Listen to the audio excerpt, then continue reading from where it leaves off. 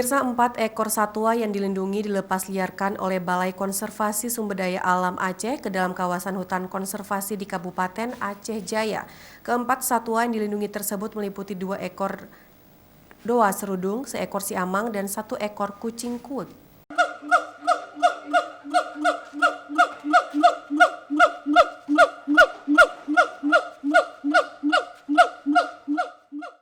Empat ekor satwa liar yang dilindungi dilepas liar Balai Konservasi Sumber Daya Alam Aceh ke dalam kawasan konservasi di Kabupaten Aceh Jaya. Satwa yang dilindungi dan dilepas liar kembali ke habitat aslinya itu meliputi 2 ekor owa serudung, seekor siamang, dan 1 ekor kucing kuwu ataupun kucing emas. Keempat satwa ini sebelumnya dirawat di kantor BKSDA Aceh, setelah sebelumnya dipelihara oleh warga setempat.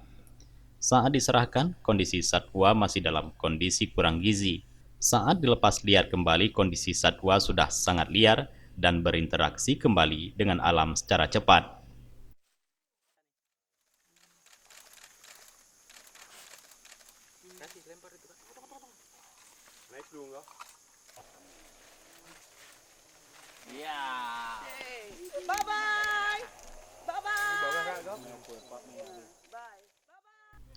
Petugas BKSDA Aceh menghimbau kepada masyarakat agar tidak memelihara satwa yang dilindungi, karena sesuai dengan larangan di dalam Undang-Undang Nomor 5 Tahun 1990 tentang konservasi sumber daya alam hayati dan ekosistem.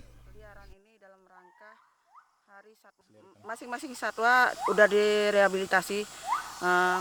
Awalnya 1 sampai hampir setahun, 1 lagi sekitar 2 bulan, 2 siamang namanya owa, yang 1 lagi 2 minggu. Dan kondisinya sudah sehat.